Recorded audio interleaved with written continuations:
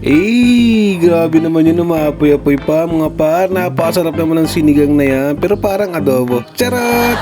Yo, what's up mga kaotits? For today's video, nagluto na naman tayo mga par kasi request ni Utol yan mga kaotits.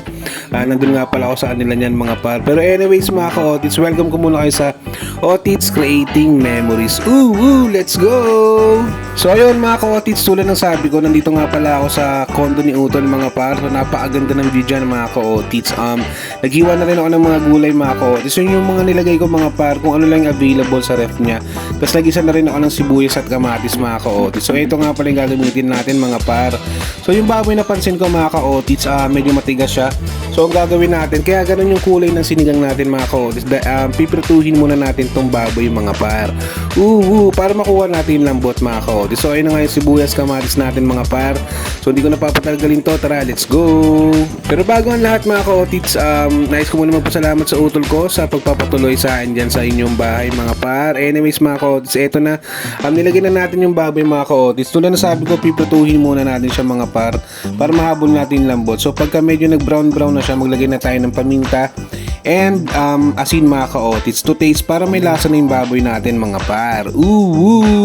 So pag napaglagay na kayo ng paminta at asin mga kaotits, megos nyo lang hanggang sa maging ganito yung itsura niya mga par. So pag ganyan, okay lang yan, ang mahalaga mahabol natin yung lambot ng karne mga kaotits. So after nun mga par, maglalagay na ako ng lambanos para mapasabay na natin siya sa pampalambot mga kaotits. Tapos after nun, maglalagay ako ng tubig mga par. Depende sa inyo kung gaano kadami yung tubig nyo mga par, i-adjust nyo na lang sa sinigang mix mga kaotits. Tapos after nun, naglagay ako ng pork cubes mga kaotits, megos ko lang, tapos papakuluin natin yan mga par. Kaotits, kita nyo naman kumukulo na yung sinigang na adobo natin. Charot! Medyo makunat talagang karne natin mga kaotits. So nag-decide ako na maglagay pa ng tubig mga par.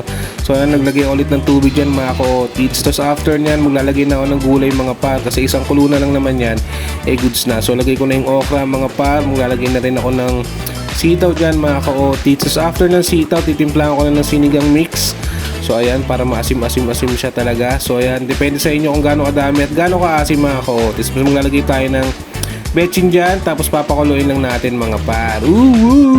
So ayun mga kaotits, nakakulo na yung sinigang natin mga par na adobo. So naglagay lang ulit ako ng paminta, asin, tapos maglalagay din ako ng patis mga kaotits, pampabalanse ng lasa ng sinigang na adobo natin mga par. Tapos after nun mga kaotits, naglagay na rin ako ng kangkong mga par kasi kuling-kulo na nga to. So after kumulo na ito mga par, ayos na to.